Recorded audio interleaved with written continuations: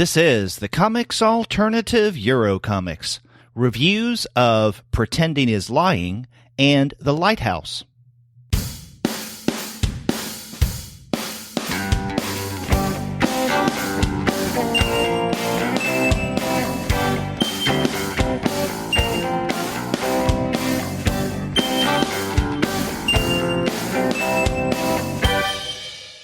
Hello and welcome to another episode of the Comics Alternative Eurocomics. I'm Derek. And I'm Edward, and we're two guys with advanced degrees talking about comics. That's right. And on this month's episode of the Eurocomic series, Edward and I are going to be looking at two fascinating works. We're going to begin with Dominique Goblet's Pretending is Lying, published through New York Review Comics. And after that, we're going to look at Paco Roca's The Lighthouse, published by NBM. But before we get to that discussion, we want to let all of you know that this episode of the Comics Alternative Eurocomics is brought to you by the wonderful folks at Discount Comic Book Service. Go to their website, dcbservice.com, for all of your comics pre-ordering needs. There, you're going to find all DC, Marvel, Image, and Dark Horse titles at 40% off the cover price if you pre-order. For all of the other publishers, you'll find that those discounts are 20 to 35% off the cover price.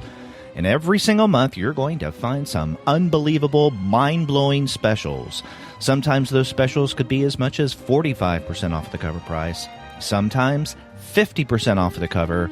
But many times, you can find discounts that are even more impressive than that. That's right. One of the first books we ever talked about on this podcast, the Adam Starlett trilogy, is back at 30% off. That's a $24.50 for, well over 200 pages of top-notch supernatural comics action. And also of interest to fans of Frederick Peters, Swiss artist. They've got his really wonderful YA comic, Coma, the adventures of steampunk adventures of a little girl in a land of chimneys. And it's only $14 at 30% off. Yeah, you can find great discounts on European comics, but all sorts of comics, in fact, at Discount Comic Book Service. So check out their website, dcbservice.com. You got to go there for all of your comics pre-ordering needs. And after you do get your books there, please be sure to send them an email and tell them that Edward and Derek sent you. That's right. So, Edward, before we get into this month's books, we need to share with our listeners some listener mail that we have received responding to last month's episode. Absolutely. Mail time. Ooh, the mail's here. That means we get to see our old friend, Mailbox. It's very exciting because it's really nice when we hear from creators that we've covered, and in this case, that's Jerome Sharon's partner. That's right. Lenora Regal got in touch with us just a couple of days after the last month's episode went up. And just to remind our listeners, we looked at 4 books last month, all of which were written by Jerome Sharon. And so Lenora got in touch with us and said, "Dear Derek and Edward, what a nice surprise to find your show. I am Jerome's partner, and both of us thank you for a thoroughly enjoyable journey through his work through the eyes of 1.5 guys," making a comment about what you've called us. Jerome was absolutely delighted and asked me to write you. He loves anything BD and would enjoy answering any questions you may have. Besides Book and Lostal, he's also worked closely with Jose Munoz. You are the first to know, outside of the principals, that Little Tulip is being optioned for a film, and there's a sequel in the works. Jerome is having a moment. An animated series based on his crime novels is also in his future. Perhaps I can share the trailer.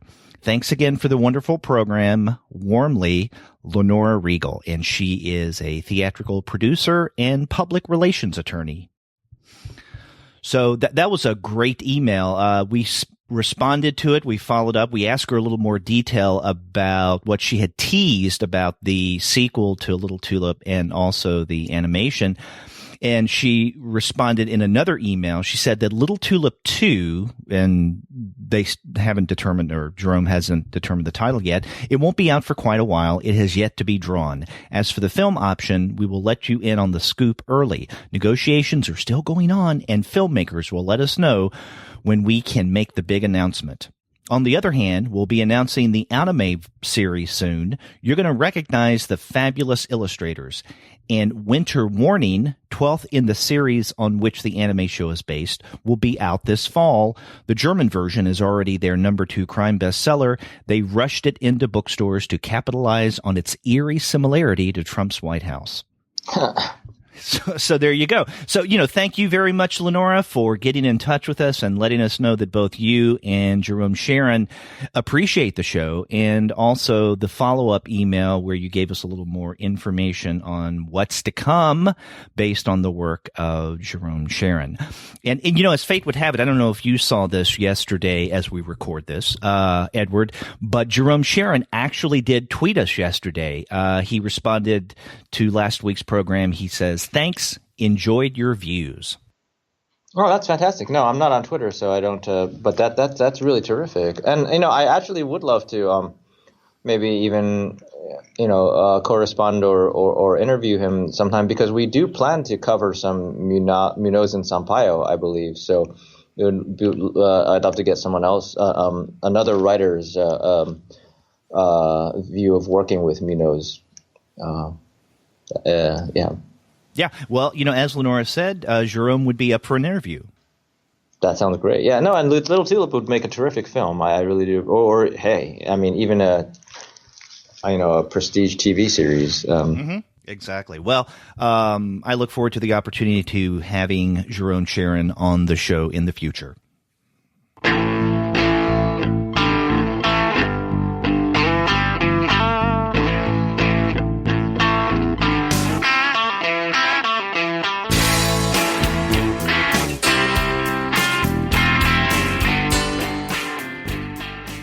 Well, Edward, let's go ahead and get into the titles that we're going to be discussing for March. And we're going to begin with Pretending is Lying by Dominique Goblet. And this was published just recently through New York Review Comics.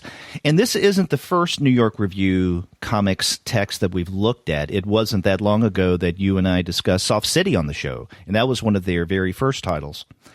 Yeah, I mean, I think they're coming through their first year. I'll be doing another book with them. I did one last year with the Blutch, Peplum, and I'll be doing another book for them this summer. And it seems like they're going strong. So and I'm really glad that they got some female creators in there. I know that was difficult when they have this massive back catalog of great European stuff to look at, but a lot of it was male dominated for decades, and so it's good to this is a little more contemporary than some of the other European stuff that they've put out, but she's definitely a major figure in the contemporary scene. You mentioned Peplum. That was one that we discussed on the show, and we did that, though, with an interview with you, in fact. So now, was that the very first publication from New York Review Comics? No, it was the second, I think, right okay. after the reprint of Mark Byers' Agony. Oh, okay, that's right. So yeah. I could remember if Agony was first or if Peplum, but so yours was one of the first. So I guess this is technically the third New York Review text that we've discussed. Now, you were mentioning Goblet and the significance of having her, especially a female creator, published through New York Review Comics. Now you're familiar with some of her other work, correct? Well, yeah, I mean, she's really, really deeply admired, and she puts a lot of herself into her work. I don't mean just autobiographically. I mean, Pretending is Lying was a decade in the making.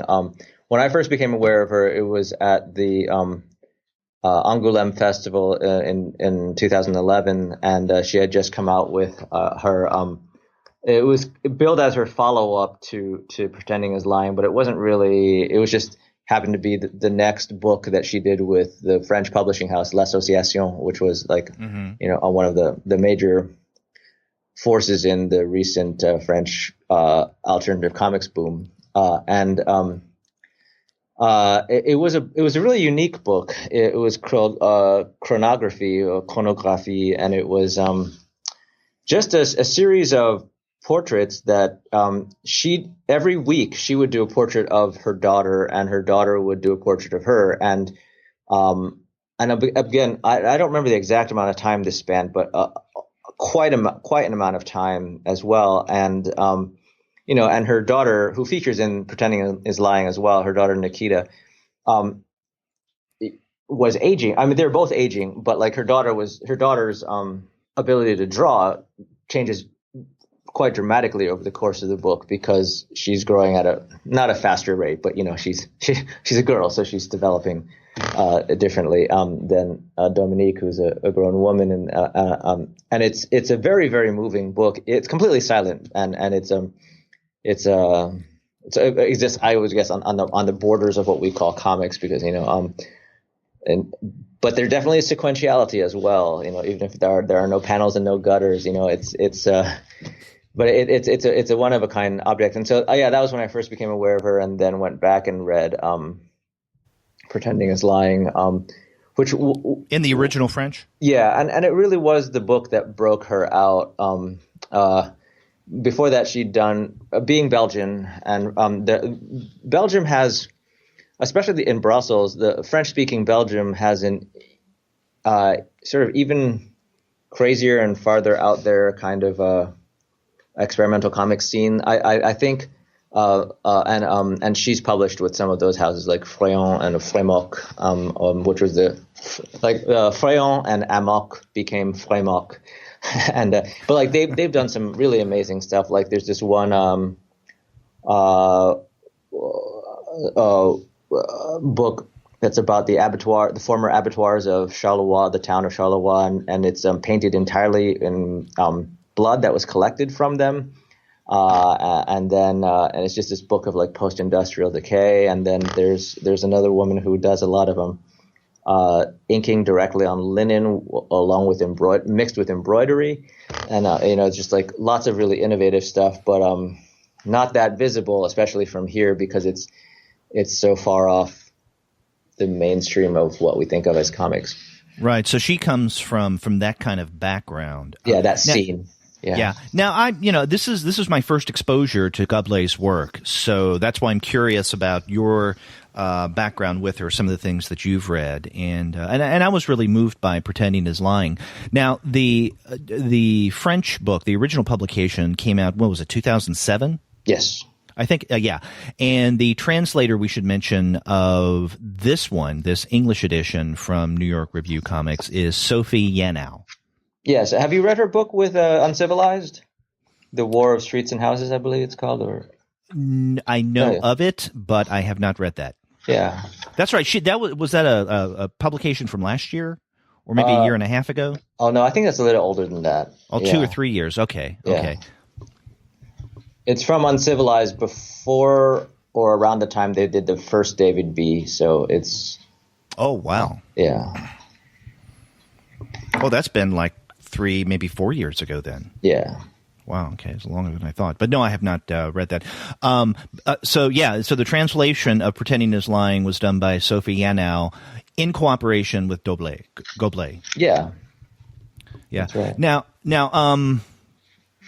you said that you read this in the original French. Any difference in your experience reading it in English, and from your any differences from reading it in French?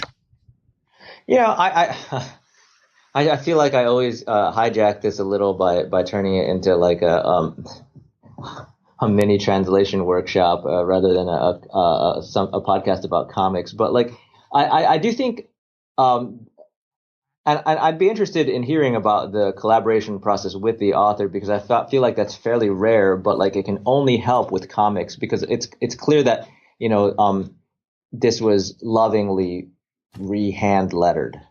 And since it's a very complicated book where everything contributes to the compositions, it's not like you just slap on another layer of Photoshop sound effects or something. Like that definitely shows through the loving care of the English edition. And it's always interesting to hear about collaboration processes with authors, what they change, what they don't change. I do not have the French text to compare anymore.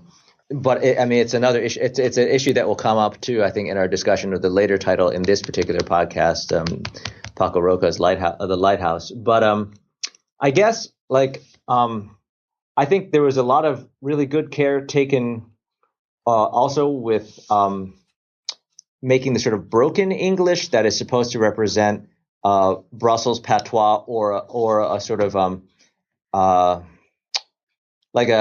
guess what they would think of as a lower French, right? Like a French that is not French, not Academy French, but a French that is inflected with Flemish, inflected with the Brussels dialect itself, and mostly this is in the mouth of of Jean-Pierre, who's the father of the main character in this book. But he gets a lot of sort of broken English that I think really does a good job with replicating that. But at the same time, there are also things that I think are clunky translation-wise in this book, notably the longer prose sections, like the introduction. Jean-Christophe Menu's introduction at the beginning is just a little odd, and just every once in a while there's just a word choice that jumps out at me, like the French say pretext a lot, and where we would probably say excuse. And pretext just isn't that common a word in English, I think, especially in spoken colloquial English, as opposed to formal written English. And there's little things like that, or and syntactically, there's a part where there's a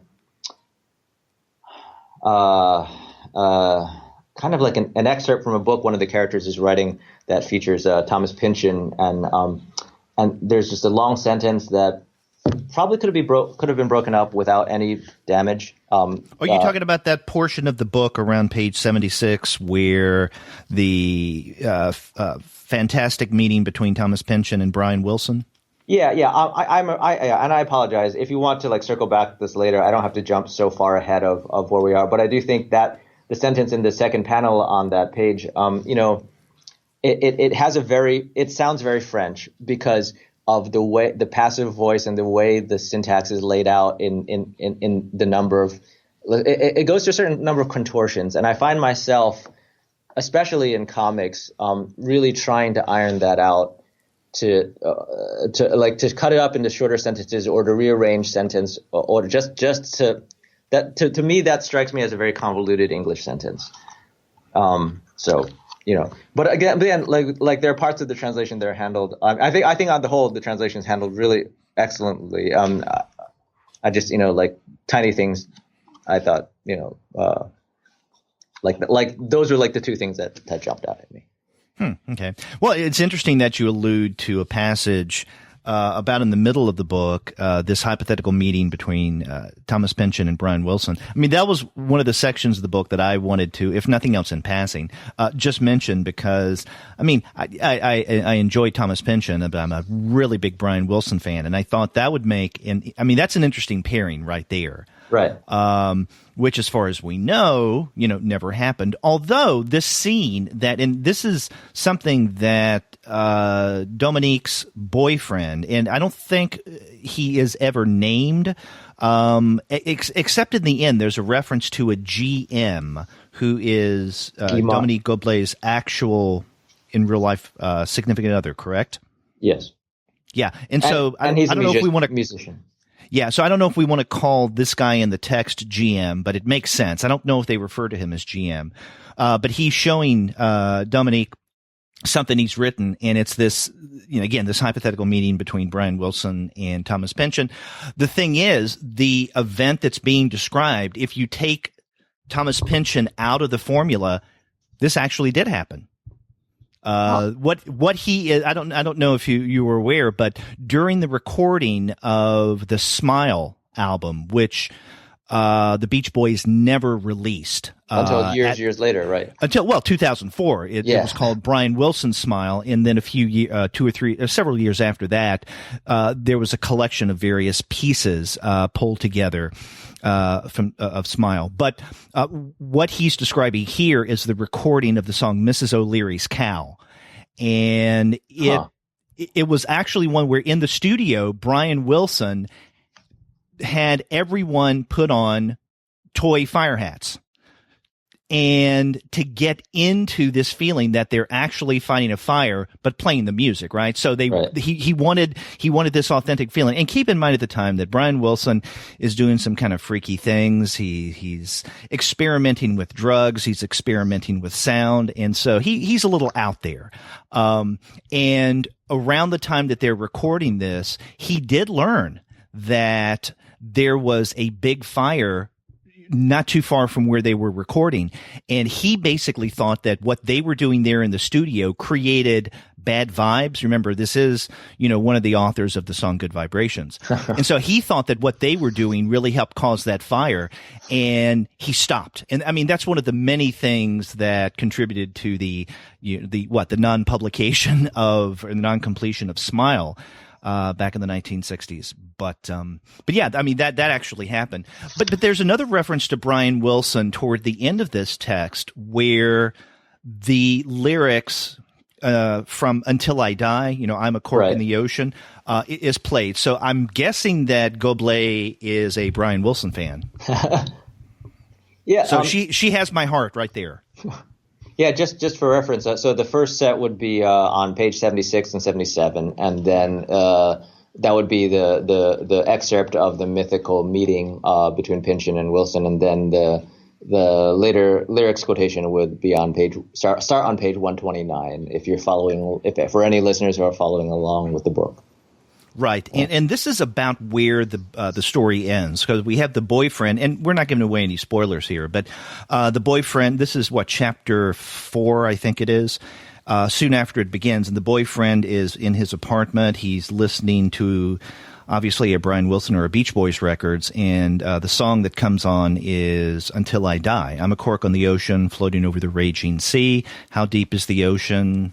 I'm a rock in a landslide rolling over the mountains. How deep is the valley? So on and so forth. And as he's listening, then we get scenes of his cat and a bird, and it is the image of the bird that basically carries us out, significantly enough, to the end of the text. Yeah, and it really is a transcendent ending, I find. I mean, it really that's a good word. Yeah.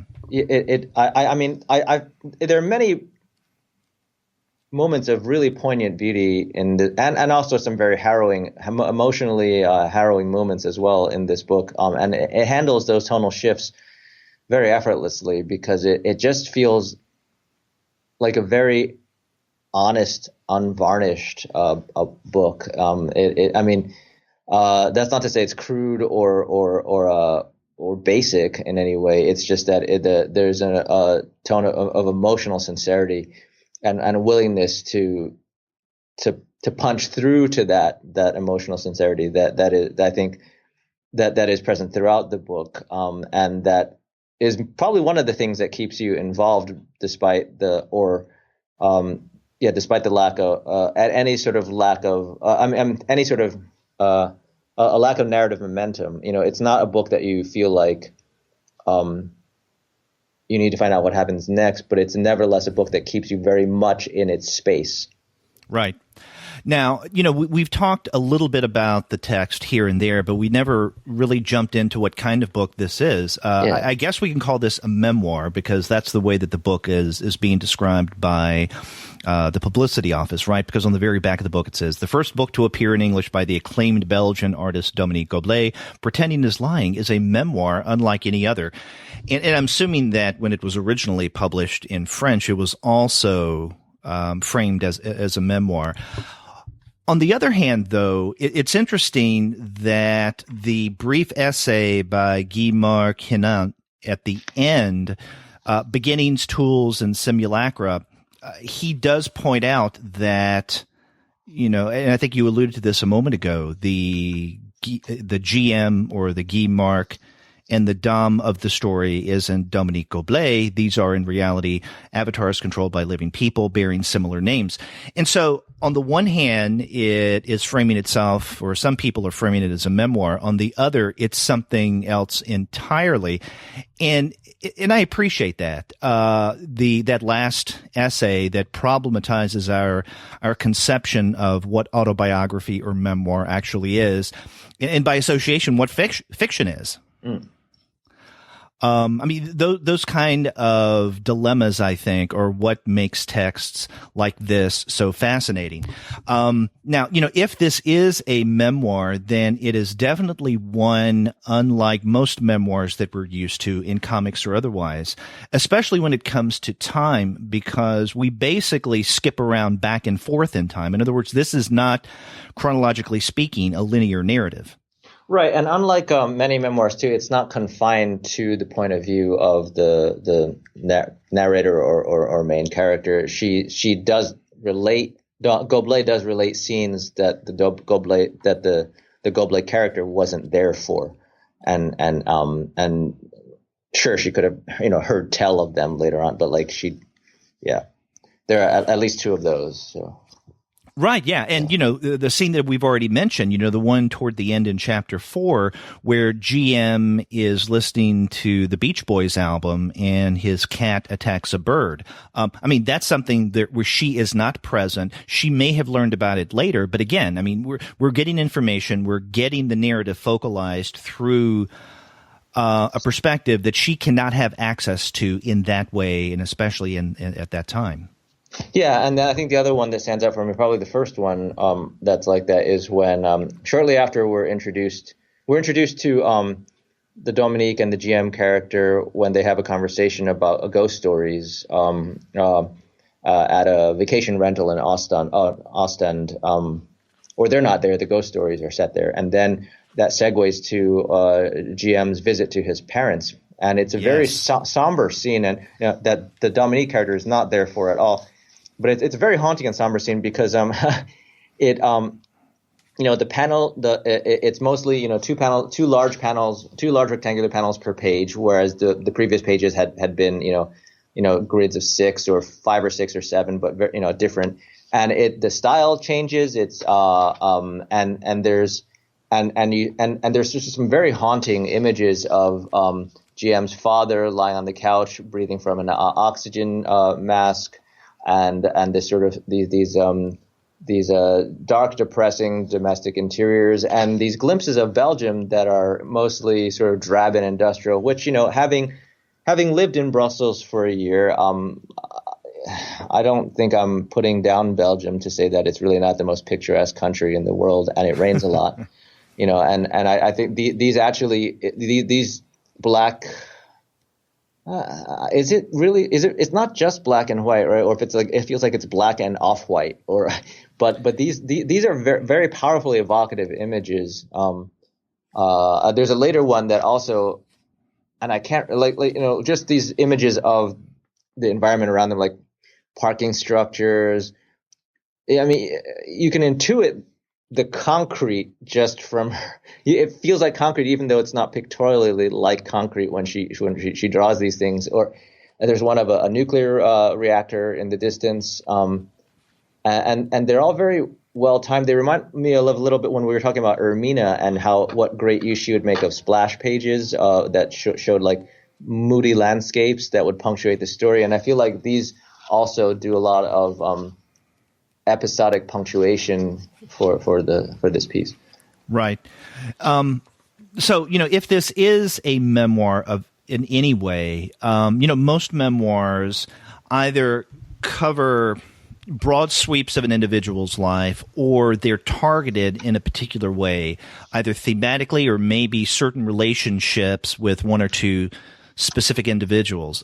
But this is kind of a sprawling memoir in that I'm hard-pressed to say what this book is really about, because if Goblet is the central character here, then what about her life should we be focusing on here? Is it her relationship with her father, which is a big part of this text?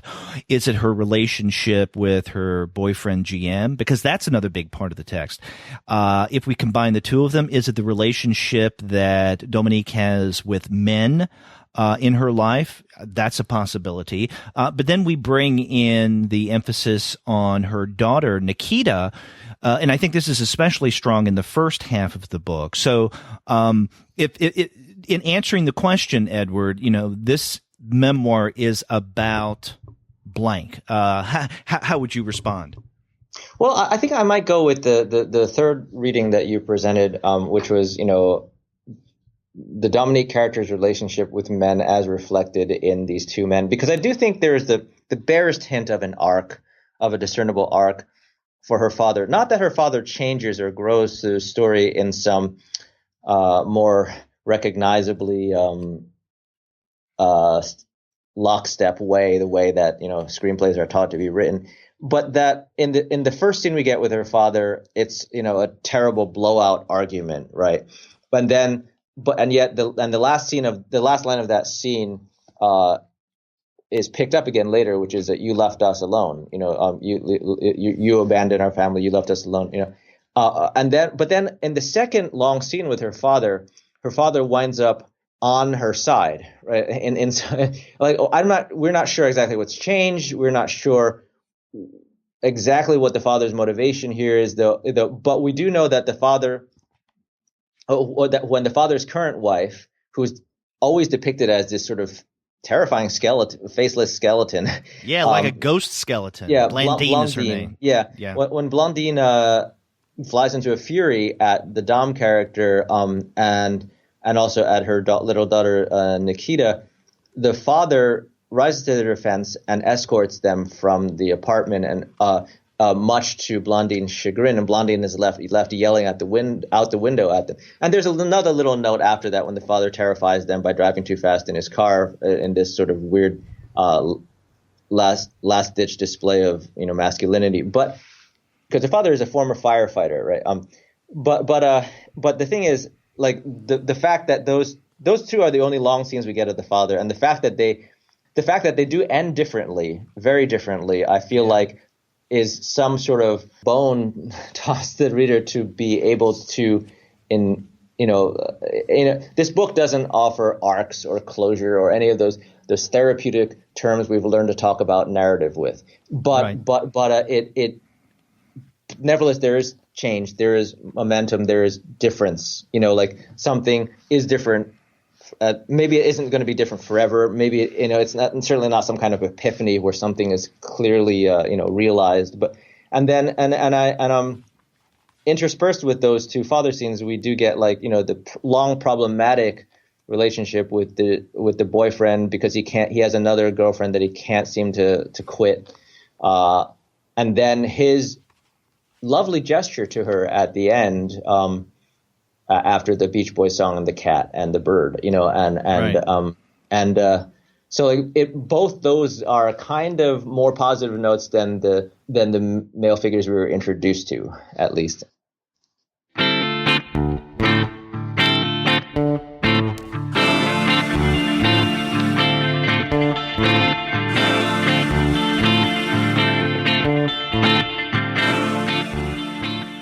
What you said reminds me of a couple things that I wanted to bring up. One deals with the father. Actually, both deal with the father in some form or another, but the first one directly with the father.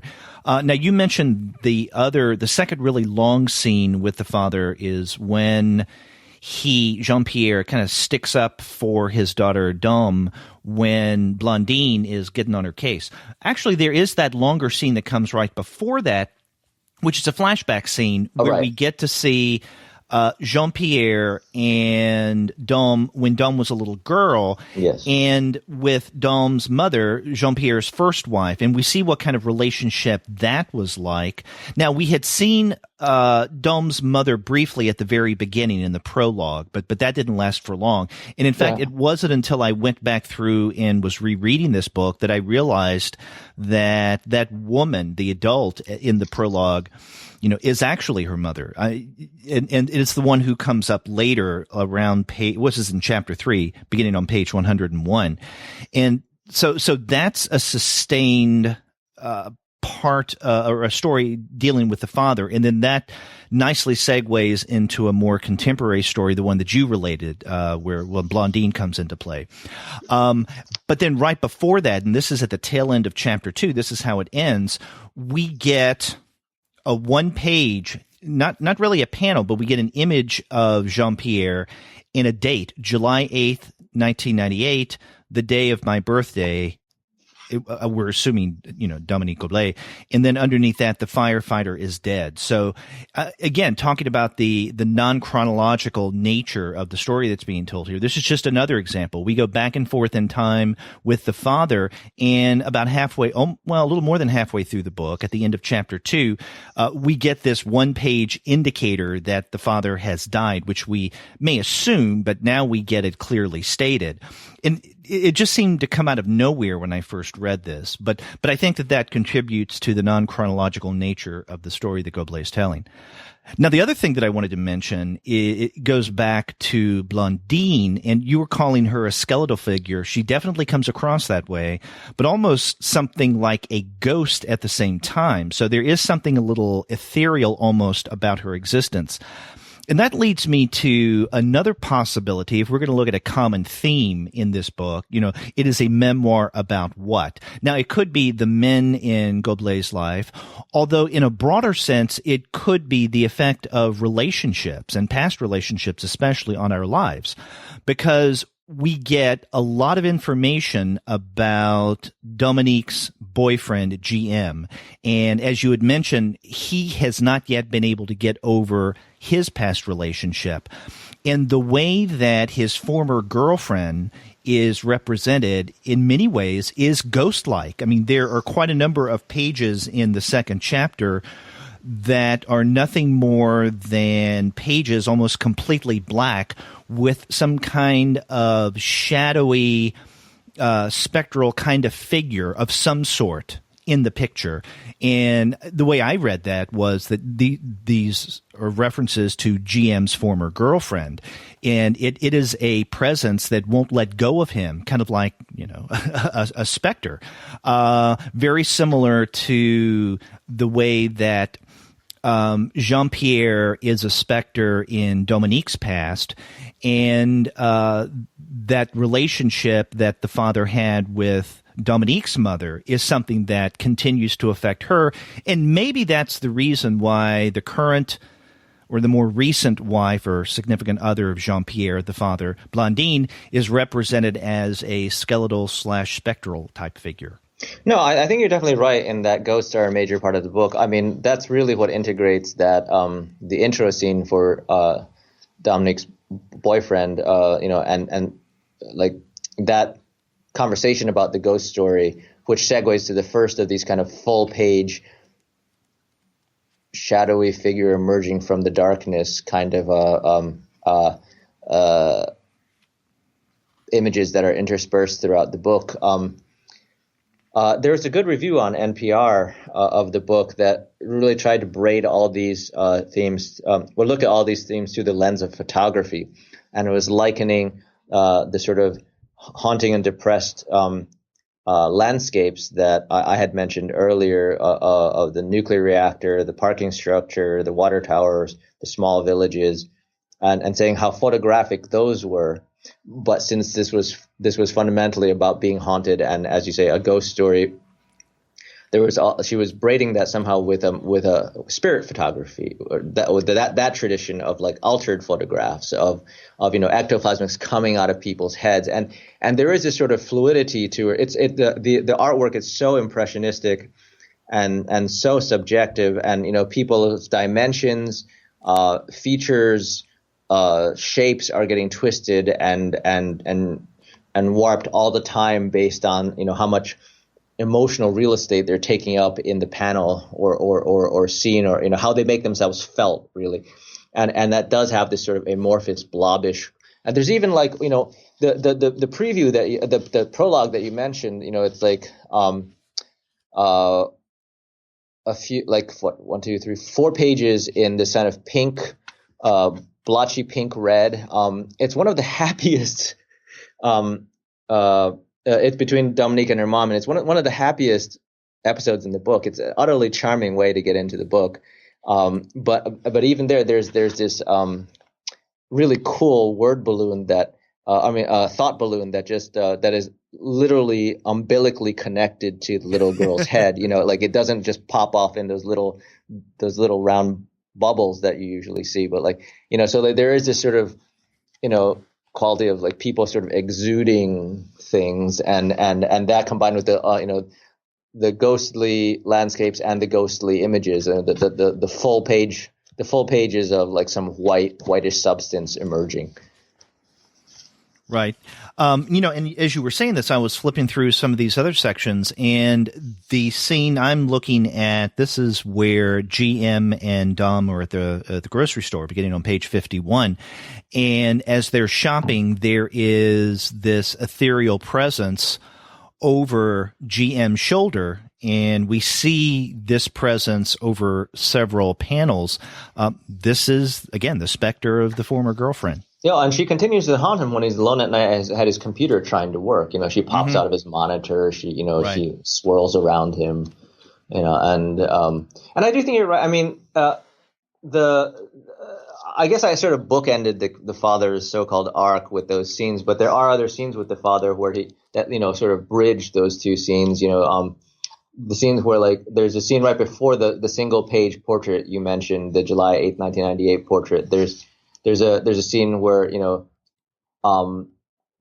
Dom character is afraid she has to break up with her, or it actually has broken up, right, with her boyfriend, and her father is like, well, no one's good enough for you, like you just screw that guy, like and he just comes down really hard on her side, and it kind of bridges because the next scene with the mother, we haven't seen the mother since the beginning, the mother, and then that charming prologue, the mother is this magical character who can heal wounds and repair runs in pantyhose, and then the next time we see her, she's a horrible abuser, right? I know, yeah. One of the most harrowing splash pages in this book is the image of a little girl tied up in the attic. Literally, yeah. And the father, this is crosscut really quite effectively with the father glued to the television, unable to tear himself away from a scene of a terrible car wreck on an auto race, and it's implied that he knows exactly what is going on and blames himself for not getting involved and not stopping it, and it haunts him years later, and that's what provides that great segue that you were talking about. Yeah, this is actually, as we're describing the contents of Pretending is Lying, I just get the sense, I get a feeling that there's a lot more going on in this book than my first two readings seem to suggest. The first two readings were fine, and I thought, there's a lot going on here. But the more you talk about a book like this, the more you find, the more that you ferret out and discover. And this is one of the reasons why we do this podcast, is to help us appreciate these texts better. Yeah. No, I think there's a lot of really astute. I think it's because Goblet has such range in her style, and she puts a lot of it on display from panel to panel and page to page, and so like there's just a lot of really neat,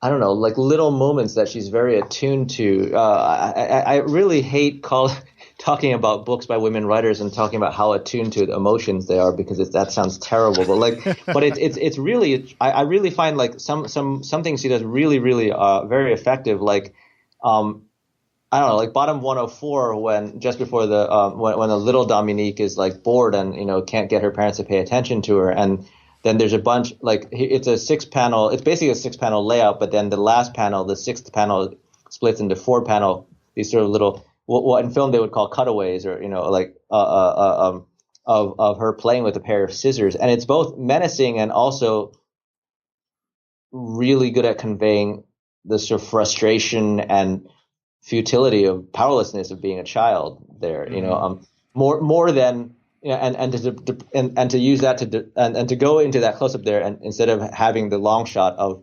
situating people in space, is like on the page before, a lot of times I've talked about her style being very sort of faux naive or amorphous but at the same time, when she wants to render something very precisely, it snaps right into focus. Like raindrops on a window, tough to render with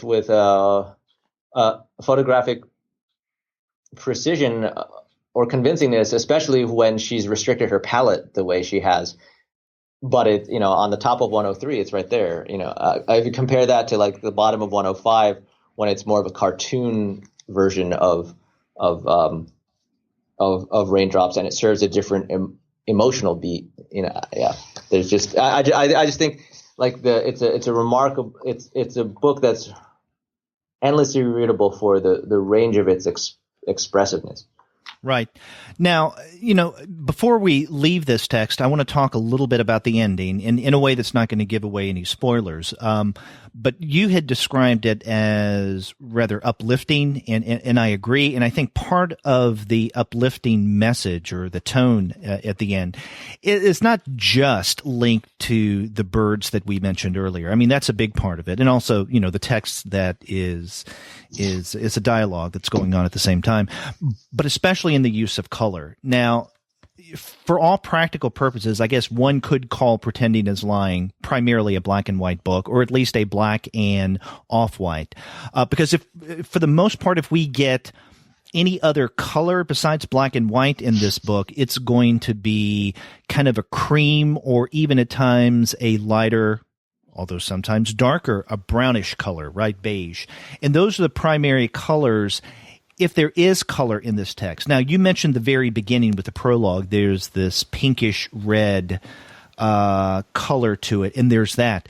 But it's not until we get toward the end, beginning around page 134, and this is that scene that we referenced earlier where GM is listening to the Beach Boys and the song Until I Die, and as he's doing so, his cat attacks a bird. He picks up the bird. He thinks that the bird may be dead or dying, but then he lets it go and it seems to fly away. And as he's doing this, we get scenes of the exterior outside of his apartment, and that's where we begin to see more browns, some grays, some tints of blue, and as the birds continue to fly, we get more blue, more grayish and brown. And so that's the most color we get in this book, and I think that part of that uplifting tone that you felt at the end is due to colors as well.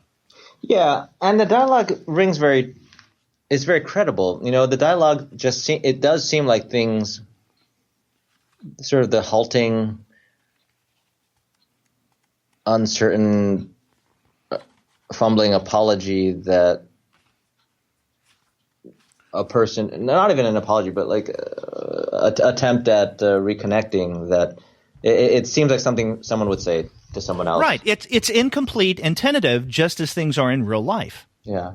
Yeah. And so, one could, I think, rightly argue that Pretending is Lying ends on a very ambiguous note, and that's fine. And in fact, I think that that's one of the things that makes it such a great text, is that it does end ambiguously. It does resist any kind of closure. And I think that's just another way in which it kind of questions our expectations of autobiographic texts.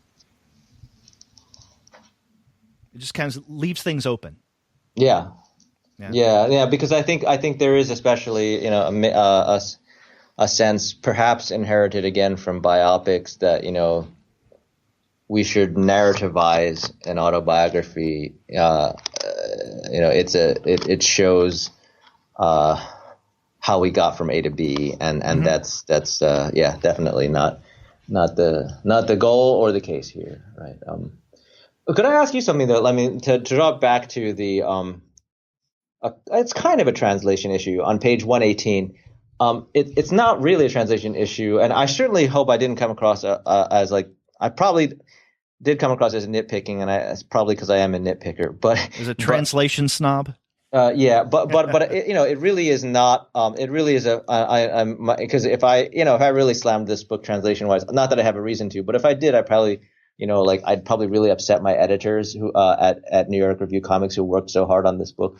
But no, but on 118, this is an interesting thing to me because there's the top half of the page is filled up with a reproduction of a fake ad. And it's like an ad for a cribbage-like board game, but the text of the ad has been altered to express something from the comic. It's like a comment almost on the comic, and it's not. It's a kind of weird distancing technique in that it's not used very often in this book, and I feel like it's a kind of trick that maybe is more common with, I don't know, some contemporary American creators, but in this case, it wasn't so much the technique that I was interested in, Derek, as your opinion on like the English text that's been integrated with it. I mean, okay, well, how would you literally then translate that French? No, it's all perfectly translated. So you have no problem with that? Yeah, no, it's just how do you think it looks? Because this is something I think about a lot. Is that like sometimes, obviously, if we had because they could have done a number of things with this, right? They could have put the translation. They put an asterisk with the translation in the image itself. I see. Yeah. Right? Oh, I see. I see what you're asking now. Okay. Right. Okay. Yeah. And they could have put it at the bottom as a footnote, but that's a different kind of. It's like no matter what you do with this, in this case, I feel like it's going to interrupt the reading. So, what do you think of their solution of it? It caught me by surprise. I mean, it didn't completely take me out of the narrative and disrupt my reading process significantly, but it did cause me to pause for a moment and wonder, why are they doing things this way?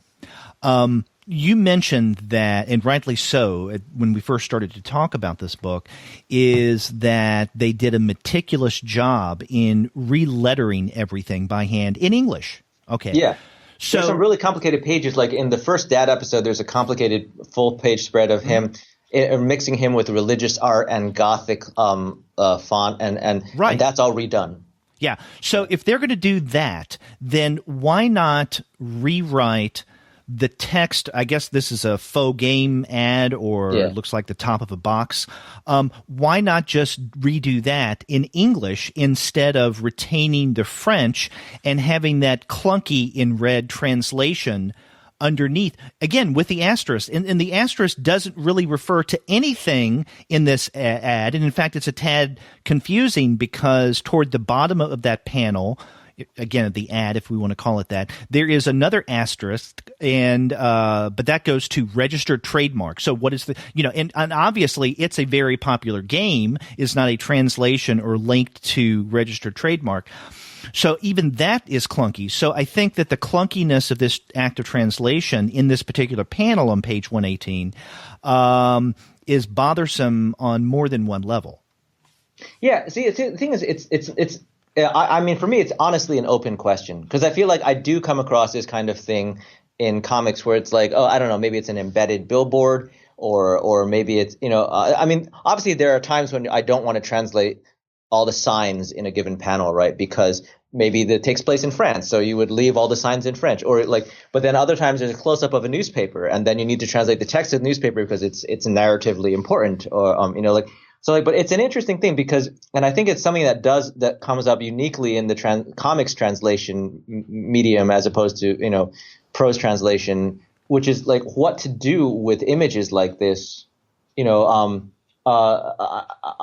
mean, I can't actually identify what it's a parody of, like like maybe it's a very, very famous game, like famous as Monopoly, in France. So like, messing with the Frenchness of it would be weird. I do think they deliberately, made a choice to put the English in red. And as you said earlier, there's really not much color in the book. So it does stand out. So maybe they wanted it to stand out because they don't want it to be mistaken for part of the French. They want it, like I don't know if there's a good solution here. And it's really it's an interesting thing because it does it's unique to comics. It's like you have an image, text is part of the image, or maybe it was something like, like the French here is ne t'en fais pas, which turns into don't worry, but the N is really huge and swooping and really, calligraphic, and maybe the D wouldn't have lent itself to that. So then you would have gotten a different valence, altogether from, because, don't worry is a different set of letters than ne t'en fais pas, Right. So like you have different shapes, and you bring this sort of graphic element into it, like of letters as symbols rather than letters as visual icons, and you have other things to consider. So it's a thing.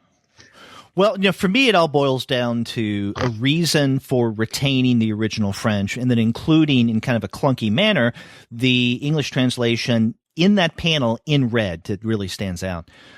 And I'm okay if someone can make the case to me why retaining the French lettering, right? Because the letters are more drawn than text, right? So they're more image than text in this case. If there's a reason for this, I'd like to know. And is it because this is an image, this ad, or the top of a box that does correspond to something fairly famous in France or Belgium? Culturally well known, Yes, exactly. But there's no indication that that's the case or any other reason why the original French should be retained. And for that reason, this kind of stands out, that's just one of the reasons why this stands out. However, even given this little blip, I guess, in terms of textual appreciation, I can easily overlook that given everything else in this book. Yeah, sure. But it does have me scratching my head a little bit. Yeah, I picked it out because it's really the only example in the book, and for me, it's just something that comes up a lot, in work. Like, okay, what's the best way? What's the least obtrusive way to do this? So yeah.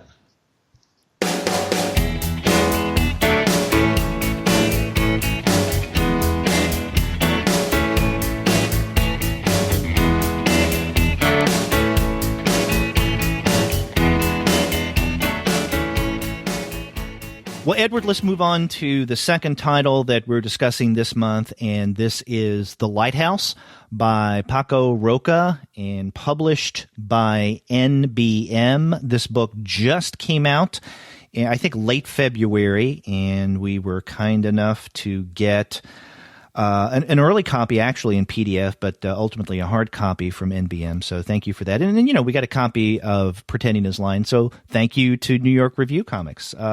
The publishers who help us, we couldn't do this show without them. No, absolutely. And this is the second Paco Roca book we've covered on the show. Right. The first one we discussed, Wrinkles, we did that in a not necessarily review show, but we did it in an interview show. And so we discussed that book, but we also discussed Paco Roca, or at least one of his short stories, in the Spanish Fever collection when we looked at that several months ago.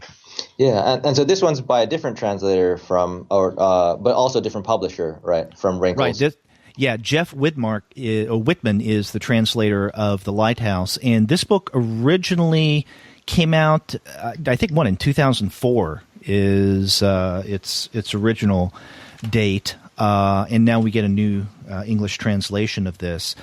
You and I, Edward, were talking before we turned on the recording device today about our feelings of this, and maybe a way of jumping into The Lighthouse is referencing what we had discussed off mic. You had mentioned that this hit you in a less effective way, I guess, than Wrinkles. Yeah, I think Wrinkles was definitely – I was taken off guard by how moving it was as an exploration of Alzheimer's and aging, and for its sort of seamless integration of interior fantasy, a rich interior fantasy life and an outer life, outer reality in a senior citizen's home. And this one, I know it's a shorter work and an earlier work, but it felt to me, it's a very tight story, and it felt to me a little pat. Like I felt like I could, a lot of the moves because it wraps up very neatly, and I felt like I could see a lot of those moves telegraphed, like when something was like, you see a flag, oh, like I know that's going to come back and I know that's going to happen. And And I can't really put my finger on why, other than I do feel like maybe because of the swiftness of or the relative length of this story, the characters are maybe it's a matter of not having sat with the characters for as long as you do in Wrinkles, so that they seem more like pawns of story moves rather than. I'm not saying they're not credible. They're certainly credible, but like, I guess to me, it felt like it wrapped up pretty patly and also in predictable ways. But nevertheless, it does have some of the same moves. Like, he does integrate sort of a more whimsical fantasy life this time into intersperse it with the scenes of reality. And I think he does do a good job of. He's always been good with faces, and the people, the young protagonist. The soldier fleeing the Spanish Civil War is someone who's seen a lot of terrible things for his age. Right, exactly. And in fact, when this story begins, he's 18 years old. Mm. Yeah. So a little context about The Lighthouse. This is, as you mentioned, Edward, a very short graphic novel. In fact, if we take out the essay at the very end by Roca, then we get a mere 54 pages of story, if that, in The Lighthouse. So this is the story of a young man, 18 years old, who is involved in the Spanish Civil War. Now, I can't remember if we ever learned what the protagonist's real name is, but he's called as a nickname Moby Dick. Okay. Yes. And the guy who calls him Moby Dick is Telmo, who is the man who lives in the lighthouse, from the title. But when we first see our protagonist, he is fleeing some fighting, and we learn that he is a Republican. He's fighting the Franco forces, and he is being pursued because another Republican soldier is shot in front of him, and so the protagonist is running to get away.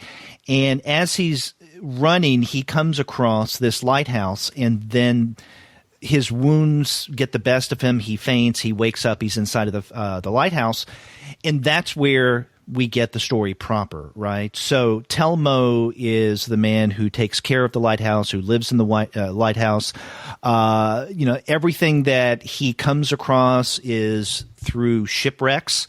So the various cargo pieces of ships that come his way, he gathers and, seems to be living a pretty comfortable life. He takes care of the lighthouse, but as he points out to the protagonist, who Telmo nicknames Moby Dick, because he found him in the actual sea. He said he was going to drown. The only reason why the lighthouse is not lit is because the bulb that he has broken, and he's waiting on the government to send another. Yeah. And so that's in many ways what Telmo and Moby Dick, the protagonist, they're waiting for throughout this book. Another thing that kind of drives this story is that Telmo tells Moby Dick about this island called Laputa Island, and it's a place where his father had visited, and it's an ideal landscape, and so that whets Moby Dick's appetite. Our protagonist, I feel funny calling him Moby Dick, but that's what he's called in the book. Yeah. And he hasn't lived the best life, for all of his 18 years. And so this is something very hopeful for him. And he wants to get away to Laputa Island. And Telmo, along with Moby Dick's help, is making a boat from the various bits and pieces, the flotsam and jetsam that they see wash up on the shore. So he wants to use Moby Dick wants to use this ship that they're building to ultimately get away to Laputa Island. Right, and Telmo kind of emotionally nurtures the young man by telling him stories that are, bits of myths and legends. Odysseus, Laputa, which is from Gulliver's Travels. Moby Dick. He kind of braids these into a personal mythology that leaks out to the young man in dribs and drabs. Yeah. Telmo is a character who is largely defined by the sea, so the cultural and literary references and the mythological references that he makes all have some way or another to do with the ocean, the sea voyages, adventures, things of that sort. And that's the way he looks at the world. And, this is a short story. I would call this maybe more of a novella than a short story, but it's definitely not more novelistic, let's say, in the way that Wrinkles is, because even though Wrinkles, page count wise, was a relatively short work, it was very thick in terms of its content and what it attempted to do. This one, I think, is a little thinner in its goals. I'm okay with that, though, and even with, I think you described it as a pat ending. I'm still okay with that, which sounds weird because when we were discussing just a moment ago, Pretending is Dying, I was arguing that one of its greatest strengths, especially as a memoir, is that it ends on such an ambiguous note. Upbeat for the most part, but still kind of enigmatic in some ways, which I really enjoy. This one, definitely not that way. And you're right. There's certain things about this short narrative where you kind of know how it'll end up. Certain things are telegraphed.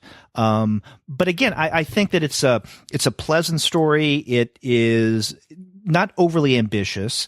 And I think that if you take it on those grounds, then you won't be disappointed, or at least I wasn't. Yeah, I think I was trying to figure out why I was a little let down, and the one I was actually comparing it to in our recent reading was Van Ham's Western, oddly enough, because I feel like the opposite of, well, not the opposite, but like if you have a coin and one side is pat, the flip side would be tight, right? Like that would be like the positive version of pat, right?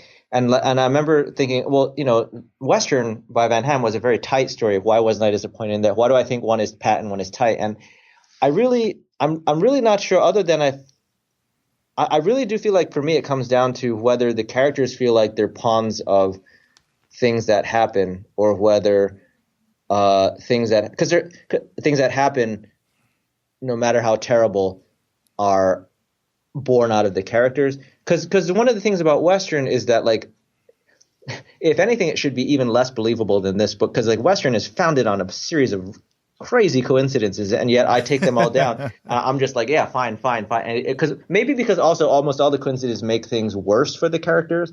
I mean, certainly it's a very different kind of story in that it takes place over a much longer span of time, and it encompasses whole lives and everything.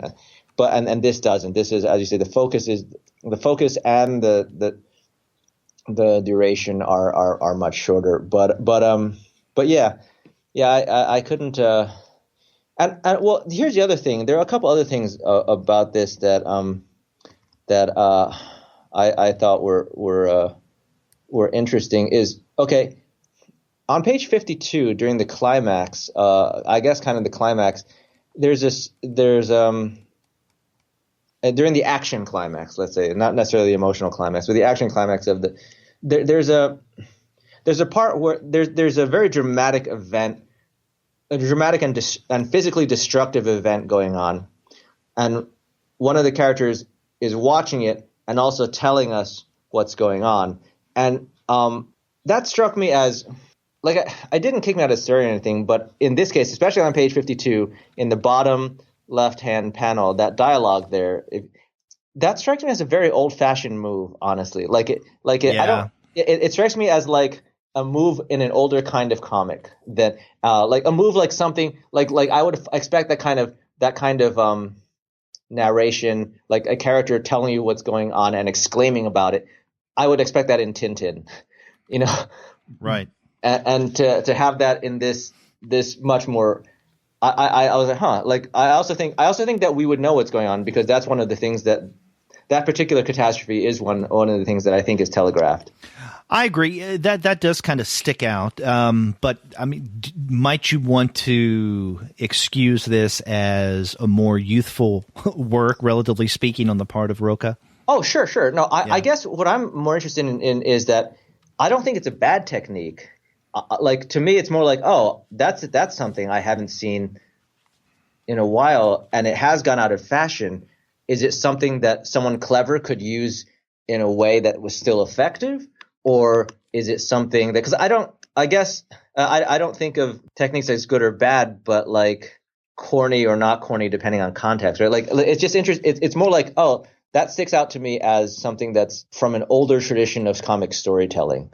And, you know, why is it here? Is it being, you know, it is the rest of this, does the rest of this also feel like a more old-fashioned tradition? You know, is he just this kind of writer? Is he actually this kind of writer working in this vein in the present day? You know, like that kind of thing. Yeah. Oh, by the way, Moby Dick's actual name, Francisco. Yeah. Francisco, and it's, you know, it's on it. He first mentions his name on page 16 when right after he wakes up at the lighthouse and he sees Telmo identify himself. Yes, exactly. Yeah. You know, Francisco Guardo, sergeant of the 21st Battalion, reporting for duty. See, that's why I said he says your name's too long. I'll call you Moby Dick. Yeah, that's why. I remember when he first asked me that before the recording, like, is his name mentioned? I'm like, if it is, it's got to be in a military context, you know. And so okay, yeah, so it was, yeah. So yeah, Francisco / Moby Dick. Yeah, I see what you're saying here. I like the story. I don't think it's anything overly ambitious, but it's nice. It has a.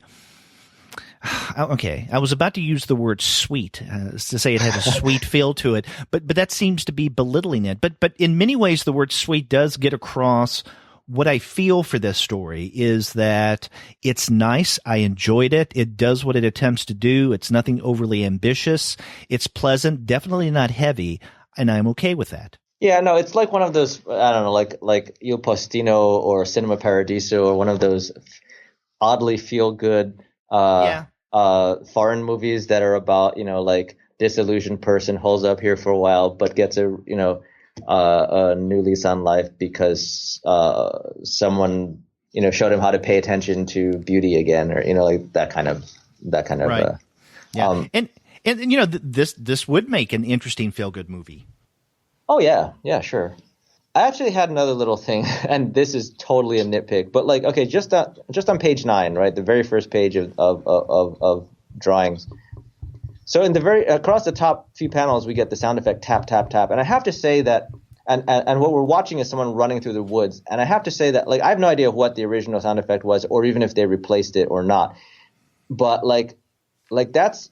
And I'm sure that only jumped out to me because I obsess over sound effects, as you well know. But like that's a weird thing to me. It's like I actually as a reader stopped and thought, where is that coming from at first? I thought they wanted me to pay attention to something else because the sound of someone running through a forest is not, to me, natively tap tap tap. Yeah. But do you ask me what it is? I'm not sure. You know, like that's like one of the big bears I find in translating sound effects is that, like, not only do different cultures have different sound effects for the same things, like you know, there's different words for how a gun sounds, but like they'll assign sound effects to things that we don't we don't natively assign sound effects to in English. So we don't even have one for that. Right. Like, but we still have to convey that. Right. You know, it's like, so tap tap tap doesn't make sense to me. Later on, like a couple page 15. There's like ha ha ha ha, and then you realize it's the seagulls making the ha ha ha sound. But it's also like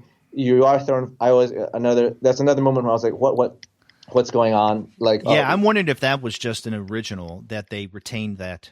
And then there's a later one where it starts talk talk, and then you find out later that it's like a hammering into a board. But like there's no panel where talk talk is actually placed close to the action of the hammering. It's kind of like an ambient thing. So then, you know, it's because sometimes that's my problem too, is that if there's a sound effect that I don't understand and the panel is not clear to what it belongs to, then I'm really stumped. Right. So like there were a bunch of those in here where I was like, oh, what's going on? Oh, okay. Because especially since tap tap is later used for the same hammer. So anyway. So the talk I don't have a problem with. Ha, that did throw me. And I hadn't even thought about the first example you gave at the very beginning of this story, and that is the tap tap as he's running through the forest. Now, to my English sensibilities, tap is kind of a high, tinny sound. Definitely not the kind of sound of shoes or boots on a forest floor. I would think something as he's running and running hard, something more akin to thud, thud, thud. Right. Which has a more bass sound, something that, the sound of shoe to dirt, or forest floor, a deep sound. Yeah. Resonant. I mean, yeah, no, that's a really good, suggestion for that. I mean, I do think maybe they retained the original, Spanish. No, it's quite possible because again, there's like a lot of, reuse of like I said, the tap tap is the running and also later a hammer, but then hammers are also talk talk. And then there's the plop on the first page of which is a gun being dropped into a river. But later the plop is the sound of raindrops, which, in theory, like, I don't know, maybe adjusting one letter there would make a difference between those two sounds. It's not, but it's not, that's not something that's, like I said, this is a nitpick territory. It's just interesting to me because,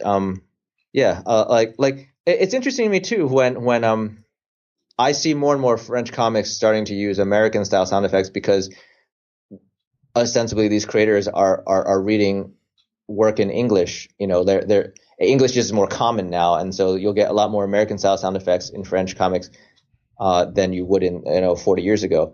But at the same time, is it going the other way? Like obviously in the Goblet we saw that tac tac for like little sounds like pencils hitting a table or forks hitting a table. Like that's a very French sound effect, and that's kept in the Goblet. But that's an art comic, so like, is that going to carry over? But that's also not a sound that we have a ready sound for in English, Right. Mm-hmm. Well, maybe we can subtitle this episode Edward's Nitpicks. Yeah. Well, we'll see.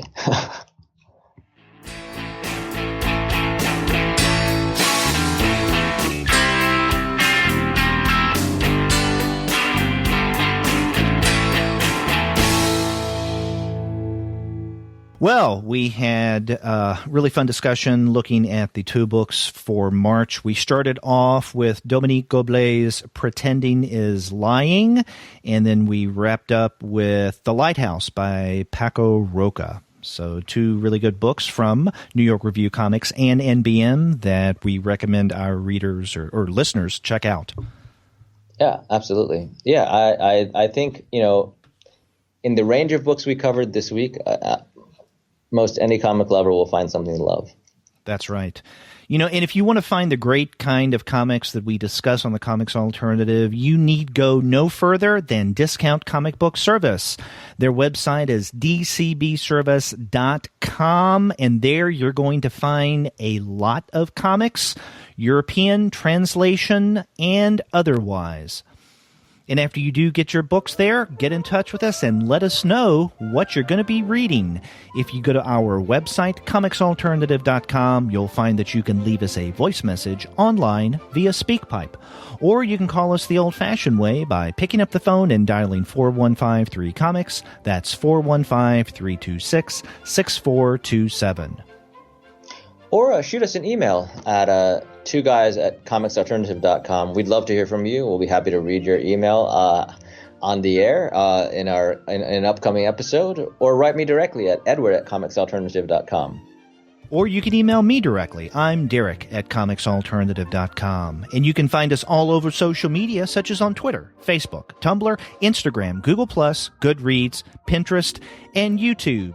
You can subscribe to the podcast through iTunes. You can stream us on Stitcher. You can find us on TuneIn, on Spotify, on iHeartRadio, and on Google Play Music.